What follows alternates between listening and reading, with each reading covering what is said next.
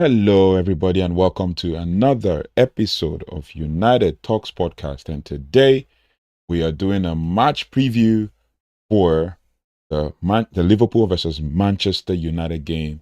It is not just any game; it is a very important rivalry, and whoever wins this game is going to be making a statement. It's a really tough game. It's one that obviously everybody's looking forward to, and this is the one game where when the fixture list comes out, everybody kind of looks at the fixture and they try to make sense of what is going on and all of that. So we're here to break down everything as relates to the game. And the truth is, you don't want to miss it. You don't want to, you know, you don't want to miss any second of the game. So yeah, just we're here to do um, the match review, and we'll analyze every bit of the game. We'll kind of give you like step by step, the tactics, the dynamics in the game and everything in between. So this isn't just another Liverpool versus Manchester United fixture. Over the years, it's been going Liverpool's way because of the fact that it is a home fixture and all of that. But it is a kind of game that actually defines the narratives and basically shapes um, seasons, and in this case could alter the trajectory of two managers who are under mounting pressure. That's one thing we have to know, basically. For Arne Slot, this might just be the biggest game of his Liverpool reign so far.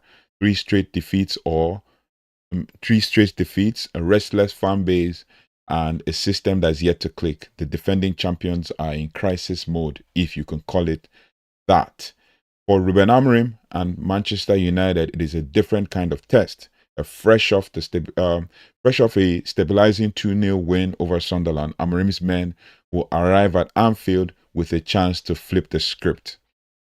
A turn and a chance to also turn a turbulent start into a statement win. So it's not just about bragging rights anymore. It's a tactical and psychological battle between two coaches searching for control in the midst of chaos.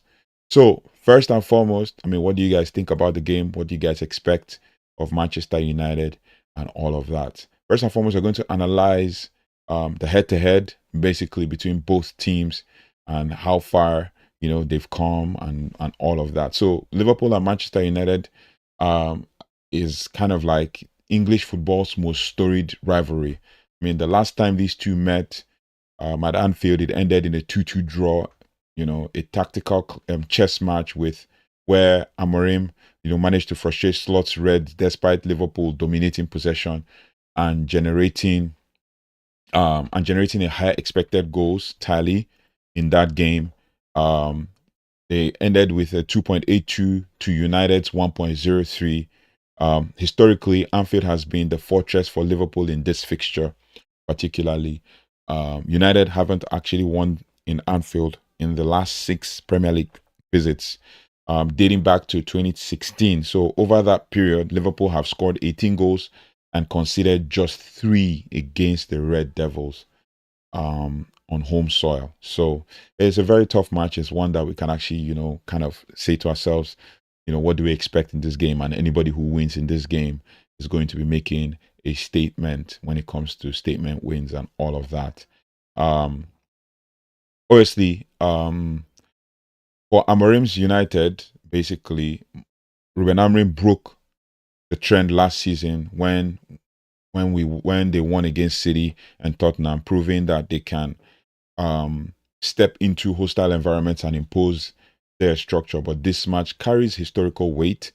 But in modern terms, it's about which managers can actually better execute their evolving philosophy under intense pressure or intense scrutiny.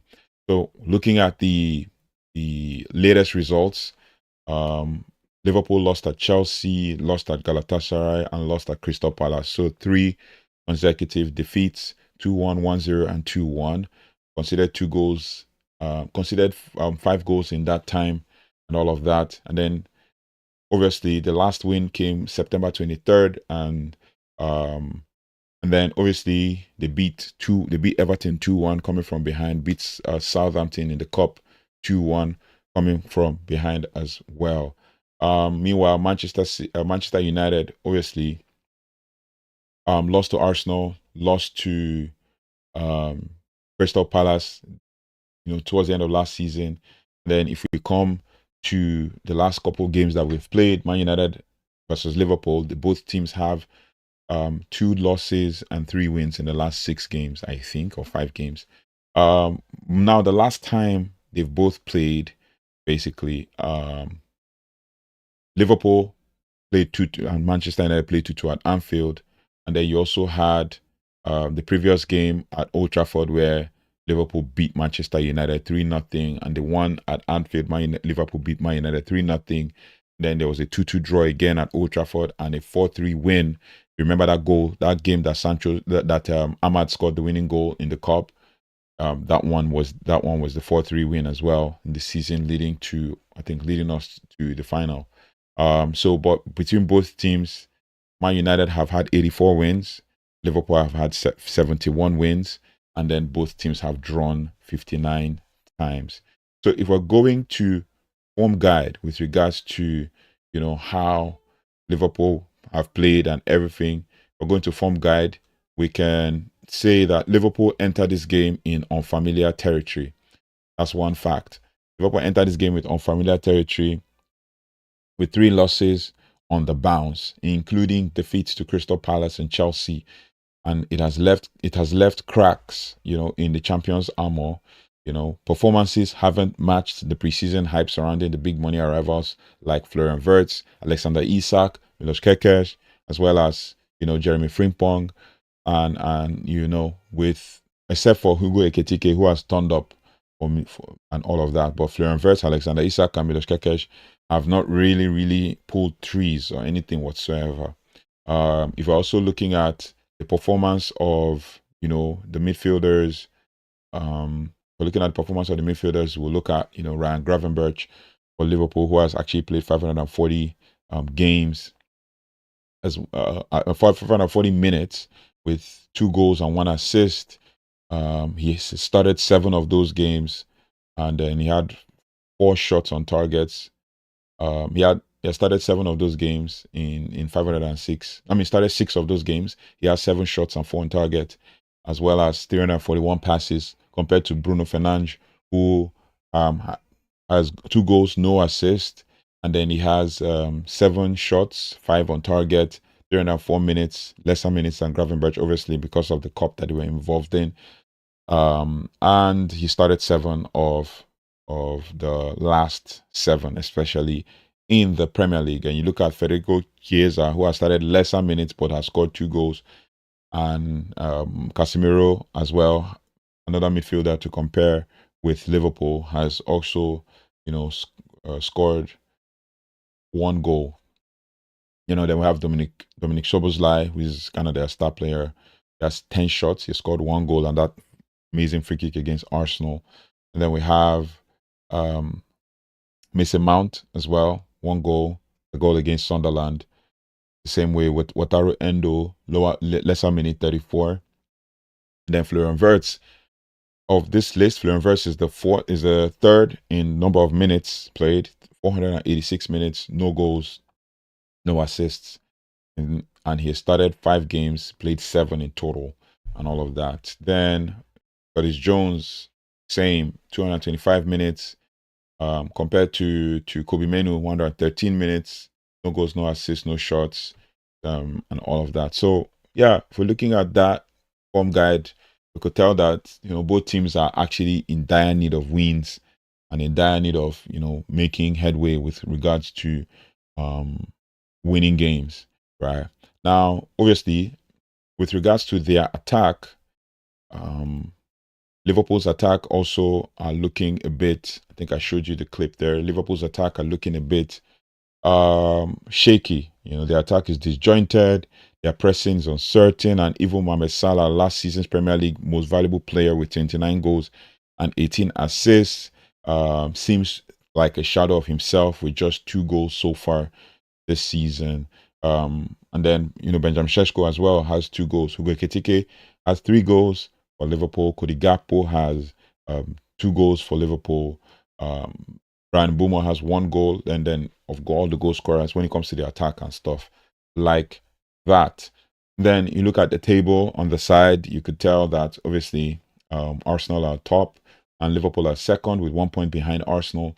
And then Tottenham are third with 1 point behind Liverpool, and Man United are 10th with 5 points behind Liverpool. So there is a chance that if there's a win in this game, then there will be a chance that Man United could, make this as a statement. Obviously, for goals for, Liverpool are third on the table, Man United are 8th with 13 and 9 goals respectively. With shots, both teams have 97 shots each. That is an impressive stat. With assists, Liverpool have 9 assists, while Man United are 15th on the table with 4 assists. And then with saves, Liverpool are 19th with 12 saves, Man United are 17th with 13 saves. And then yellow cards, obviously, Liverpool are 7th with yellows, 15 yellows, and Man United are 20th with 7 yellows. For reds, Man United has a red card, and we're second. That's the card that Casemiro got against Chelsea, and then Liverpool are 9th when it comes to cards. They have 0 red cards.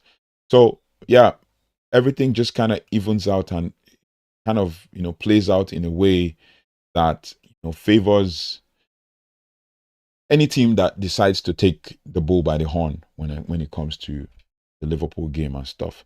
Manchester United, meanwhile, have been very inconsistent. Obviously, this season, a bit of up and down, win loss, and stuff like that. So we started with a loss to Arsenal, a draw to Fulham, a win. And, I think we won the next game against Burnley, then drew to Grimsby Town and lost that game in the end on penalties. And then we came to Man City, we lost, and then we beat. I think we now beat Sunderland as well.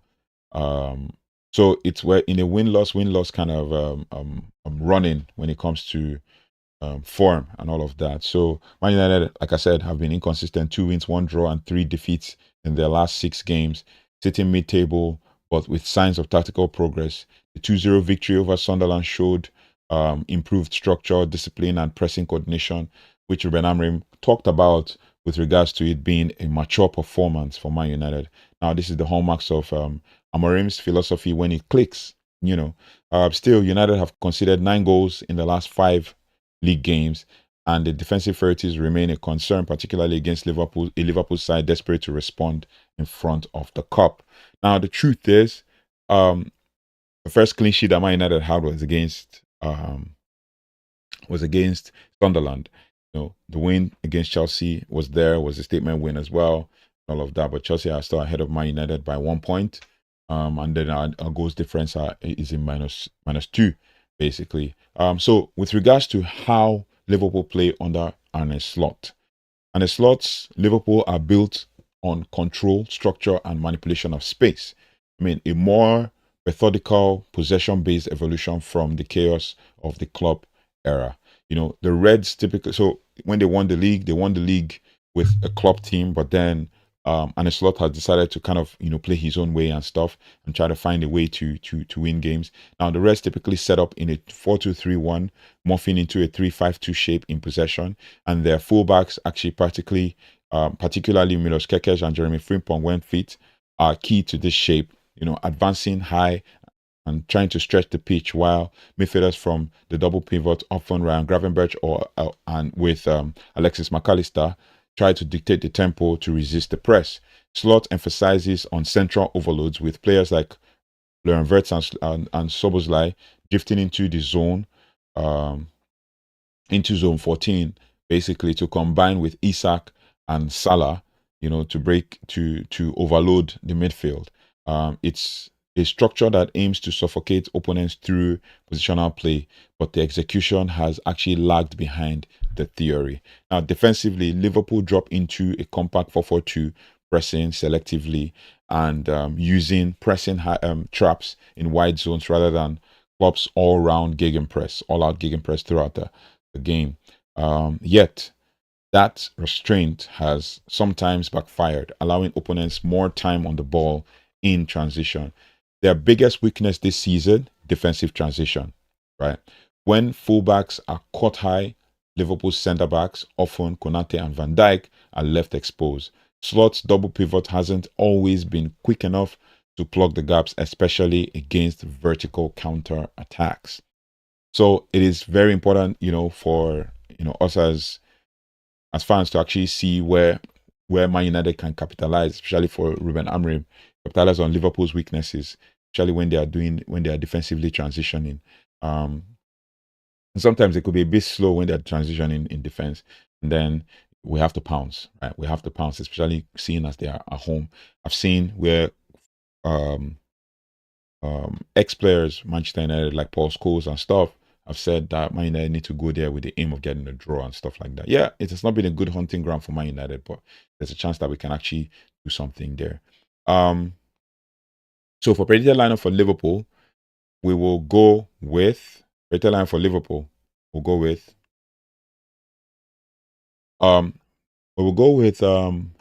Mamardashvili in goal. Liverpool play 4-2-3-1, like I said earlier. Van Dijk, Konate, Conor Bradley, and Milos Kerkez, left back, Conor Bradley, right back, and then McAllister and Gravenberch in the double pivot, as I said earlier. And then we have Dominic Szoboszlai, attacking midfielder, Gravenberch on the bench, Cody Gakpo is on the left, and then Mohamed Salah is on the right in the 3, and then they start Isak.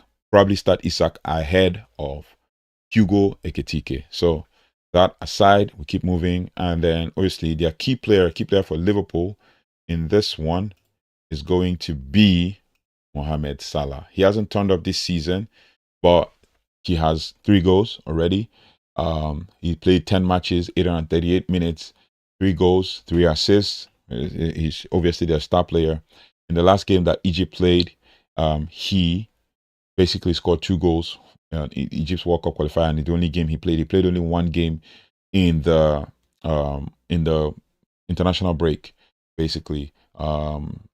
Since then, the last 4 games, he's lost 3 with Liverpool, and then he featured in all those games. The previous one against Galatasaray, he played only 28 minutes, coming up in the second half. I watched that game. So when they lost to Galatasaray, so it's a big deal for them and for Mohamed Salah as well. Which brings us back to how Manchester United play. So now back to the key player for Liverpool. Like, even with a dip in form, like I just said about Mohamed Salah, he remains Liverpool's most decisive player. I mean, another reason why Salah is like their key player is because of the fact that he always finds a way to score against Manchester United. He's had many goals against Manchester United. But even in a dip in form, Salah remains Liverpool's most decisive player. He's averaging 0.65 expected goals contribution per 90, and below his usual standards, but still leading the team in chance creation and carries into the penalty area. On that slot, Salah's role has changed slightly. Now he's more isolated on the right, expected to hold with and receive diagonals from deep.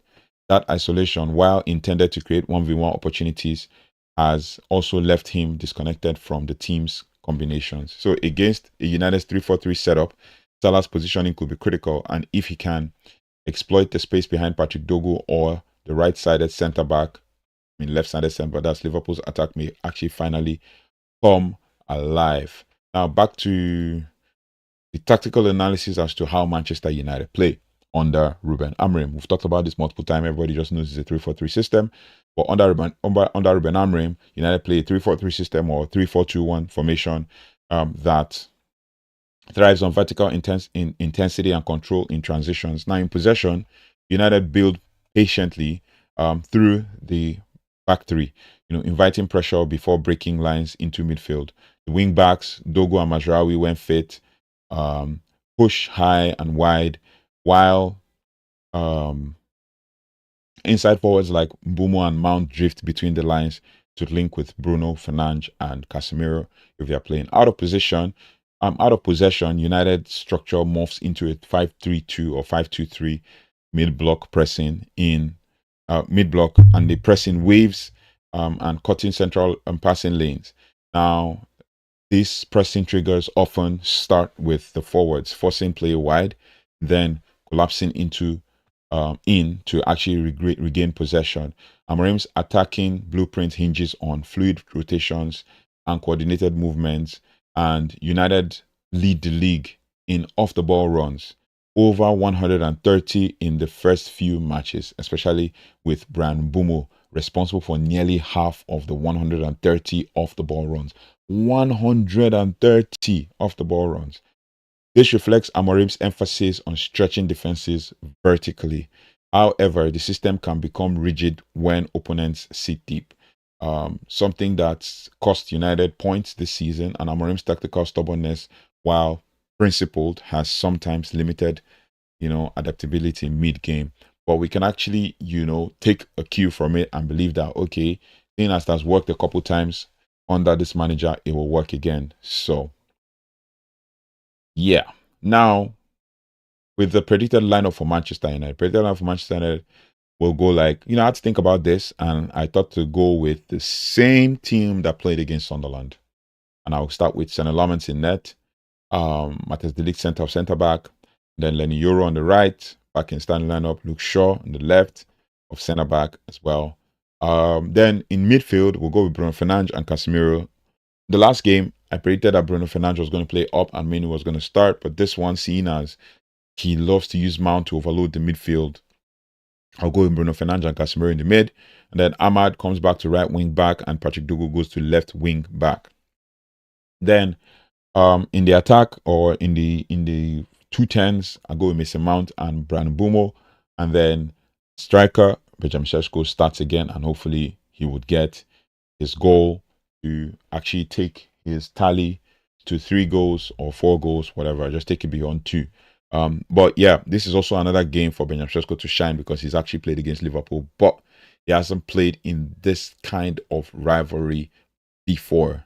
So it will be interesting to see how he performs on the day. And then, obviously, for key player for Manchester United, our key player for Manchester United is going to be Bruno Fernandes. And Bruno Fernandes, for a fact, remains the heartbeat of this United side. The captain created the most chances in the Premier League so far, 12 in total, 19 actually in total. But he's had 8 chances created from open play and scored the decisive penalty in the 3-2 win at Burnley earlier this season. But Bruno thrives in chaos. His instinctive movement, risk-taking, and leadership in transition are unmatched. But Amorim has recently used him deeper, allowing him to dictate the tempo and link play. So hopefully this will be a game where he would, try to make things happen from deep and all of that.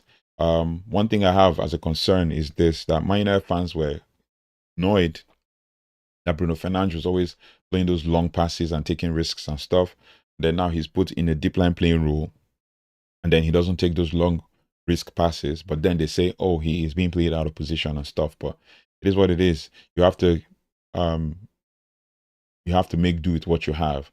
But if United are to hurt Liverpool, it will be through Bruno Fernandes finding Mbeumo or Sesko between the lines before Liverpool can actually reset their defensive block.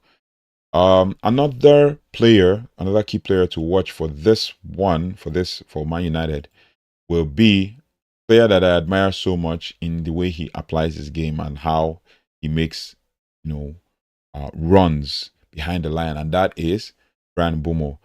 Man United, as I said earlier, Man United have made over 130 runs off the ball runs, right? Over 130, and Mbeumo is responsible for over half of that. The last 4 games, he scored 1 goal, and that is on international duty when Cameroon beat when Cameroon won 2-0 in the African Cup of Nations, actually in the AFCON section of the World Cup qualifiers. But it is what it is. Yeah, so pretty much the same thing. Mbeumo off the ball runs, very key, because once the ball is hit either long from the goalkeeper or is hit through Bruno also, the 1-2 touch or the flicks that Benjamin Sesko would give to create a chance for Bruno would be very, very key. I mean, we create a chance for Mbeumo, yeah, would be very, very key. So yeah, which brings me to the next aspect of this analysis, which is the key strategies for Man United to win. The first one would be to exploit Liverpool's transition fragility. Slot system commits fullbacks high up the pitch. United can target those vacated spaces through Mbeumo and Sesko's runs in behind. Quick vertical transition and direct passing from Bruno Fernandes or Casemiro could actually be decisive.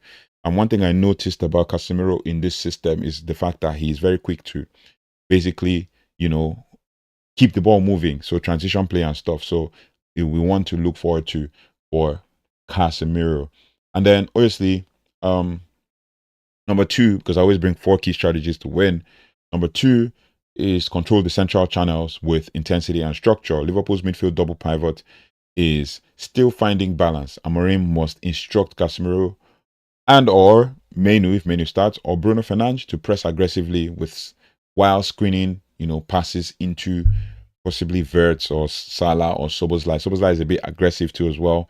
Not one player you could take for granted and all of that. So winning the midfield battle will dictate the rhythm of the game. And then the third strategy to win is to press the build-up intelligently. Rather than pressing constantly, United should engage selectively, forcing Liverpool wide, then trapping their fullbacks. I mean, Amorim's side have been most effective when pressing in coordinated bursts rather than just sustained pressure and all of that unorganized pressing and stuff. So that's another way for Man United to take advantage of Liverpool and beat them. And then another strategy to win is set piece threat and second ball aggression. That has helped us in the past. When we use set pieces, second balls as well. We did that against Sunderland. All the second balls we won because obviously if Sesko doesn't get that first one or the first touch, Mbeumo is there, and obviously the midfielders are always close as well. So Liverpool have looked vulnerable from set pieces and defensive clearances. Taking advantage, it will be important to take advantage of Konate's sloppiness sometimes when he tries to pass out from the back. So with Fernandes' delivery and key players like Matthijs de Ligt, and obviously if Harry Maguire is playing, of which I know Harry Maguire will not start this one, Len Euro as well, United can actually target those moments, maintaining pressure through the second balls and around the box. So that will be very key in the victory. Now, to wrap this all up, Liverpool versus Manchester United isn't just about rivalry. It is a referendum on 2 footballing ideologies and a Slot's positional control versus Rúben Amorim's vertical intensity. Both sides are searching for rhythm, both under scrutiny, both are aware of that one result could redefine their season's narrative. For Liverpool, it's about reasserting dominance at Anfield. For United, it's about relief. It's about belief, proving that Amorim's method can deliver even in the toughest arenas. And if Bruno Fernandes and Bryan Mbeumo can rise to the occasion, and including Benjamin Sesko, and then we didn't talk about Matheus Cunha as well, the Red Devils might just walk out of Anfield with more than just a point. Man United might just walk out with momentum too as well, and also a message that Amorim's United are finally beginning to take shape. And it's very important as well that we believe that this will work. And what would be my prediction, you might ask? My prediction for this game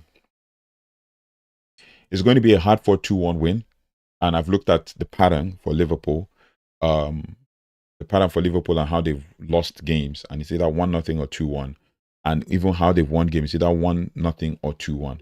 So my prediction for this game is a 2-1 win for Man United, with goals coming from Bryan Mbeumo and from Benjamin Sesko. Matheus Cunha could have a role to play in this. Bruno Fernandes could have a role to play in this. Possibly Kobbie Mainoo could also be an X factor in this, and Ahmad as well.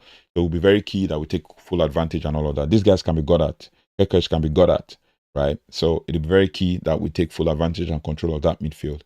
Let me know your thoughts and feelings in the comment section. What will be your predicted lineup? What will be your predicted score line in this game? And then we'll have conversations as well. So thank you so much for watching. Thanks so much for liking, sharing, and subscribing. If you haven't already, please do like, share, subscribe, and hit the notification bell so you don't have to miss anything. as it relates to Manchester United. The next one we're going to be watching is basically the press conference review, which will review when Amorim talks to the press in the next few hours, in a couple of hours. As at the time of recording, it will be by afternoon, 1 p.m. British time. So let me know your thoughts and feelings in the comment section. We'll review that, we analyze it, and then we'll break it down. Thank you so much for watching. Thanks so much for liking, sharing, and subscribing, and I'll see you on the next one. Take care, goodbye, and God bless.